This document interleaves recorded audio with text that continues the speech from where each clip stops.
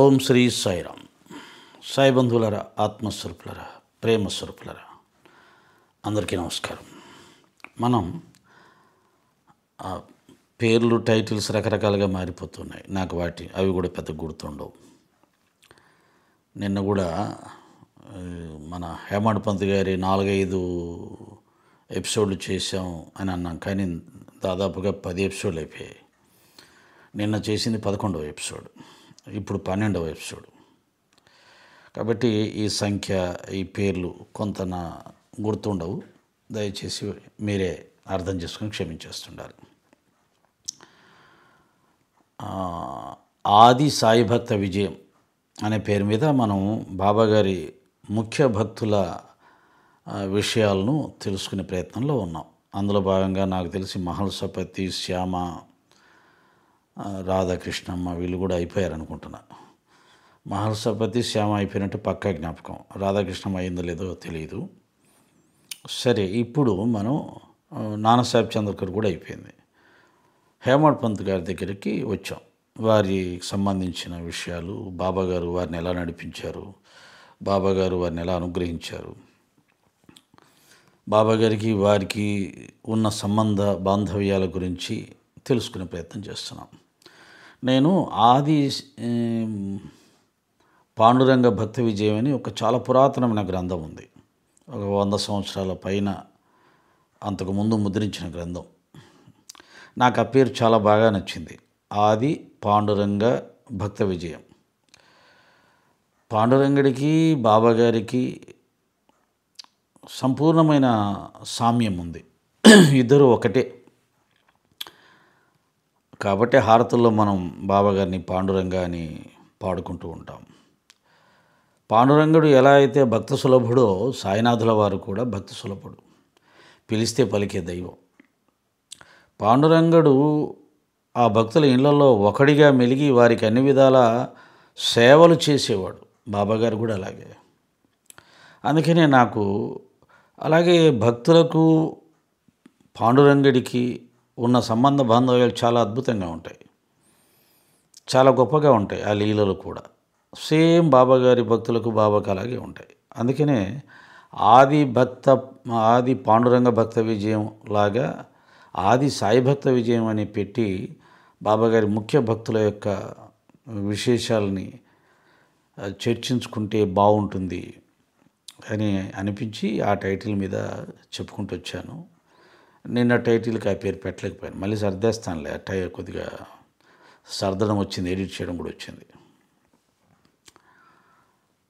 మరొకసారి ఈ సందర్భంగా మా కృష్ణకు ధన్యవాదాలు చెప్పుకోవాలి. ఎందుకంటే ఈ యూట్యూబ్ ఛానల్ పెట్టించింది, పెట్టమని ప్రోత్సహించింది ఆయన. నాకు ఇవన్నీ కూడా రావు, వాటి మీద పెద్దగా ఇంట్రెస్ట్ ఉండేది లేదు.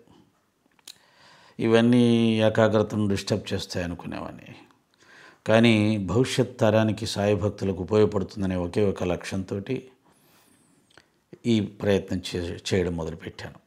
సరే, ఇది కూడా కొంత సాధనగా బాగానే ఉంది. నవవిధ భక్తుల్లో ఇదొక భక్తిలాగా ఒక అర్ధగంట గంట రోజు వారి గురించి ఏకాంతంగా ఒక్కడిని చెప్పుకోవడం, అది 10 మందికి పనికి రావడం. అలా ఆది సాయి భక్త విజయంలో భాగంగా హేమాడ్ పంత్ గారికి సంబంధించిన విషయాల్లో ఈరోజు మనం 11వ భాగంలో ఉన్నాం. దీంట్లో నిన్న ముసలమ్మకి బాబాగారు ఏ విధమైన ఉపదేశం ఇచ్చారు, ఎవరి దగ్గర మంత్రోపదేశం తీసుకోవద్దు అన్నాడు. గురువునే సర్వస్వంగా భావించు అని చెప్పాడు. బ్రహ్మ విష్ణు మహేశ్వర స్వరూపంగా ఎవరైతే గురువును భావిస్తారో, తమ జీవితంలో జరిగే ప్రతిదీ గురువు అనుగ్రహం వల్లే జరుగుతుంది అని భావిస్తారో వారు అదృష్టవంతులు అన్నాడు. అదే సందర్భంలో తర్కడు భార్యకి రాజారామని మంత్రం బోధించాడు. ఇక్కడేమో ఈ ముసలమ్మకి ఎవరి దగ్గర ఉపదేశం తీసుకోవద్దన్నాడు. దానికి గల కారణాలు కూడా మనం 10వ ఎపిసోడ్లో చెప్పుకున్నాం. ఇదంతా అయిపోయిన తర్వాత శ్యామ, హేమాడ్ పంత్ గారు ఇద్దరూ కలిసి మసీదుకి వస్తారు. అంటే మసీదులో హారతి స్టార్ట్ అవుతుంది అన్నదానికి గుర్తుగా గంటలు మోగితే ఓహో హారతి స్టార్ట్ అవుతుందని ఇద్దరు కూడా బయలుదేరి పరిగెత్తుకుంటూ మసీదుకి వస్తారు. అక్కడికి వచ్చిన తర్వాత జనం బాగా ఫుల్గా నిండిపోయి ఉన్నారు. మసీదు అంతా కూడా నిండిపోయి ఉన్నారు. హేమాడ్ పంత్ కాస్త మొహమాటస్తుడు. అందుకని ఆయన వెనకాల నిలబడిపోయాడు. కానీ శ్యామ కాస్త చొచ్చుకుపోయే లక్షణం ఉంది. బాబాగారి దగ్గర మనం కదా ముఖ్యమైన భక్తులం, మనకేంటి జనాలుంటే అని జనాలు తోసుకుంటూ హేమాడ్ పంత్ గారి చేయి పట్టుకొని లాక్కొని పోయి బాబాగారి దగ్గర కూర్చున్నారు ఇద్దరు కూడా. అప్పుడు హేమాడ్ పంత్ గారికి బాబా గారికి మధ్యలో జరిగిన సంభాషణ నాకు చాలా ఇష్టం. గురు శిష్యుల యొక్క సంభాషణ.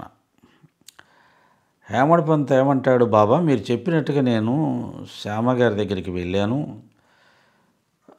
వారు 15 రూపాయల దక్షిణ మీరు ఇమ్మన్నారని నేను చెబితే నా దగ్గర డబ్బులు లేవు కాబట్టి 15 నమస్కారాలు బాబా గారికి ఇస్తున్నాను అని అన్నారండి, మీరు కావాలంటే శ్యామ ఇక్కడే ఉన్నాడు, మీరు అడగొచ్చు అన్నాడు హేమాడ్ పంత్. అది కొద్దిగా బాబా లాంటి గురువుకు చెప్పడానికి కొద్దిగా కష్టమైన విషయమే, కొద్దిగా భయం వేస్తుంది, వణుకుతుంది. ఎందుకని, డబ్బులు తీసుకొని రా 15 రూపాయలు దక్షిణ తీసుకురా అంటే అతను డబ్బులు ఇవ్వకుండా నమస్కారాలు ఇచ్చాడంటే అదొక అహంకారంగా నిర్లక్ష్య భావంతో చెప్పినట్టుగా కూడా ఉంటుంది. ఏమో గురువులు కోపం రావచ్చు, కొంతమంది గురువులకు వస్తాయి కదా, ఏం వాడికి అంతా కళ్ళు నెత్తికెక్కాయా, దక్షిణ డబ్బులు ఇమ్మని చెప్తే నమస్కారాలు ఇస్తా అంటాడా, నమస్కారాలు 1000 1,00,000 కూడా ఇవ్వచ్చు, ఊరికే వచ్చేది కదా, దానికి డబ్బులు ఖర్చే ఉంది అని అనే గురువులు ఉంటారు. సరే, ఏది ఏమైనా హేమాడ్ పంత్ గారి కొద్దిగా ఎక్కడో సంశయం ఉంది కాబట్టే ఈ మాట అన్నాడు. పక్కనే శ్యామ ఉన్నాడు, బాబా కావాలంటే అడగండి అంటే నేను చెప్పేది ఏమన్నా కల్పించి చెప్తున్నాను అనుకుంటున్నారేమో, అబద్ధం చెప్తున్నాను అనుకుంటున్నారేమో, మీరు శ్యామ కూడా ఉన్నాడు అడగండి అన్నాడు అన్నమాట. ఆ మాట అనడానికి కారణం ఖచ్చితంగా హేమాడ్ పంత్ గారి మనస్సులో బాబాగారు ఏమనుకుంటారో అని ఒక భయం కలిగి ఉండవచ్చు. అప్పుడు సరే బాబా ఇలా అన్నాడు, మీరిద్దరూ కొంతసేపు మాట్లాడుకున్నారా, అలా అయితే మీరేం మాట్లాడుకున్నారో నాకు చెప్పు అని అడిగాడు బాబా. అప్పుడు హేమాడ్ పంత్ గారు శ్యామని ఏదైనా కొన్ని బాబాగారి లీలలు చెప్పండి అని అడిగినప్పుడు శ్యామ ముసలమ్మ కథని చెప్పడం, ఆ కథలో ఉన్నటువంటి గొప్పతనాన్ని హేమాడ్ పంత్ గ్రహించి, బాబాగారి ఉద్దేశాన్ని గ్రహించి అతను పరవశం చెందడం, ఇవన్నీ కూడా A to Z అంటే శ్యామ దగ్గరికి వెళ్ళిన దగ్గర నుంచి జరిగిన సంభాషణ అంతా కూడా చిన్నపిల్లవాళ్ళలాగా బాబాగారికి వివరించాడు. ఆ వివరించేటప్పుడు అక్కడ హారతి జరుగుతుందంట. హారతి జరుగుతూ ఉంటే ఇక్కడ వీళ్ళిద్దరు మాట్లాడుకుంటున్నారు. దీన్ని బట్టి నాకేమనిపించిందంటే హారతి కంటే కూడా జ్ఞానం ముఖ్యం అని అనిపించింది. ఎందుకని, ఇక్కడ హేమాడ్ పంత్లో ఉన్న అజ్ఞానాన్ని పోగొట్టి జ్ఞానాన్ని ప్రసాదించడానికి బాబాగారు ఒక సంఘటన క్రియేట్ చేశాడు. ఆ సంఘటన చివరి దశకు చేరుకుంది. హేమాడ్ పంత్ గారికి ఉన్న అజ్ఞానం పోయి జ్ఞానం కలగడం, గురువు యొక్క నిజమైనటువంటి తత్వం ఏంటి, గురువు ఉపదేశం అంటే ఏంటి అని తెలుసుకునే అవకాశం కలిగింది. దాన్ని స్థిరపరచడానికి బాబాగారు ప్రయత్నం చేస్తున్నారు. కాబట్టి హారతి రోజు పాడేదే, రోజు పాడతారు, అది వారి ఒక ఆచారం, అది పాడతారు. కానీ ఇక్కడ హేమాడ్ పంత్లో ఒక గొప్ప మార్పు రాబోతుంది కాబట్టి బాబాగారు కూడా దాన్ని ప్రోత్సహిస్తూ హారతి జరుగుతున్నా కానీ ఆ విషయాలన్నీ చెప్పు అన్నాడు. హారతి పాడుతుంటే మాట్లాడితే మామూలుగా డిస్టర్బెన్స్ అని ఫీల్ అవుతాం కదా, మనం అరుస్తాం ఎవరైనా మాట్లాడితే. కానీ కొన్ని సందర్భాల్లో దానికంటే ఇదే ప్రాధాన్యం అన్నట్టుగా. మా సహచర సత్సంగ సభ్యులు మా పద్మయ్య గారు, సుబ్రహ్మణ్యరెడ్డి గారు, వీళ్ళ వాదన అలాగే ఉండేది. అసలు హారతి అక్కర్లేదు, హారతి టైం అయినా సరే మనం సత్సంగం చెప్పుకోవాలి, సత్సంగం కూడా ఒక బాబాగారి ఆరాధనలో ఒక భాగమే కదా, ఇంకా ప్రాధాన్యమే ఉన్నది, కాబట్టి హారతి సమయం మనం ఆపి హారతి చేసుకోవాల్సిన అవసరం లేదు, సత్సంగాన్ని కొనసాగించవచ్చు అనే ఒక భావన వాళ్ళు ప్రకటిస్తూ ఉంటారు. సరే, కొన్ని సందర్భాలు కొన్ని చోట్లకు వెళ్ళినప్పుడు కొంతకాలం అయ్యాక హారతి సంప్రదాయాన్ని కూడా గౌరవిద్దాం, కరెక్ట్గా 12కు సత్సంగం అయిపోయేటట్టుగా పెట్టుకొని హారతి కూడా అయిపోయిన తర్వాత పెట్టుకుందాం, ఎందుకు ఆ సంప్రదాయాన్ని మనం వదిలేయాలి. కొంతమంది భక్తులు ఫీల్ అవుతుంటారు, అయ్యో హారతి టైం అయిందే, హారతి చేసుకోలేకపోతున్నాం, హారతి ఉంటే బాగుండేది, వీళ్ళు సత్సంగం హారతి చేసుకున్న తర్వాత పెడితే, ఇలా అనుకునే వాళ్ళు ఉంటారు. వాళ్ళని ఎందుకు డిస్టర్బ్ చేయాలి, వాళ్ళ మనసుని ఎందుకు ఇబ్బంది పెట్టాలి అని తర్వాత మా బావగారు నేను కూడా మార్చుకున్నాం. అలా ఇక్కడ బాబాగారు హారతి జరుగుతూ ఉండగా హేమాడ్ పంత్ గారితో వివరాలు సేకరించే ప్రయత్నం చేయడాన్ని బట్టి హారతి కన్నా కూడా సత్సంగము కానీ లేదా జ్ఞాన సముపార్జన కానీ ముఖ్యము అనేది కూడా తెలుస్తుంది. అయితే ఇక్కడ రెండు జరిగాయి, కానీ మనం రెండు జరిగితే ఒప్పుకుంటామా? హారతి జరుగుతుంటే ఎవరైనా మాట్లాడుతున్నప్పుడు ఒప్పుకోం. కాబట్టి అలా కుదరదు. బాబాగారికి కాబట్టి సరిపోయింది, మనకు సరిపోదు. చేస్తే హారతి అన్నా చేయాలి, లేదా సత్సంగం అన్నా చేయాలి, రెండు చేయకూడదు, తప్పది. కాబట్టి ఇక్కడ ఇంకేం రాశాడంటే ఆ మధ్యల శబ్దాలు, ఆ యొక్క ఆర్కెస్ట్రా ఉంటుంది కదా బాబాగారి హారతికి, ఆ రోజు నుంచే ఇప్పుడు షిరిడీలో ఏ విధంగా అయితే మృదంగ వాద్యాలు వాయించుకుంటూ హారతి ఇస్తారో ఆ రోజుల్లో కూడా అలాగే ఇచ్చేవాళ్ళని తెలుస్తుంది.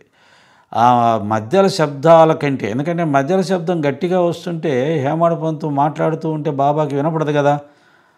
అందుకని ఏం చేశాడు ఆయన, దానికంటే గట్టిగా చెప్పడం మొదలుపెట్టాడు.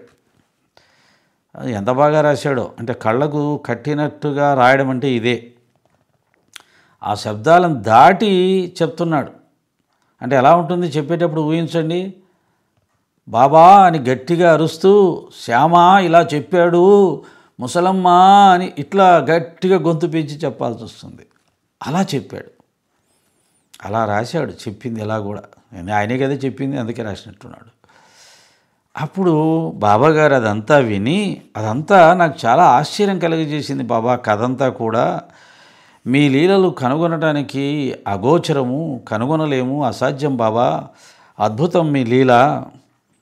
ఆ కథ రూపంతో మీరు నన్ను ఆశీర్వదించారని నాకు అర్థమైంది అని చెప్పాడు.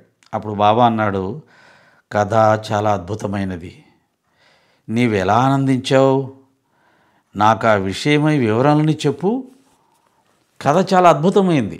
బాబా ఇచ్చిన సర్టిఫికెట్, ముసలమ్మ కథ చాలా అద్భుతమైంది. అందుకనే సచ్చరిత్రకు 18, 19 అధ్యాయాలు గుండెకాయ లాంటివి.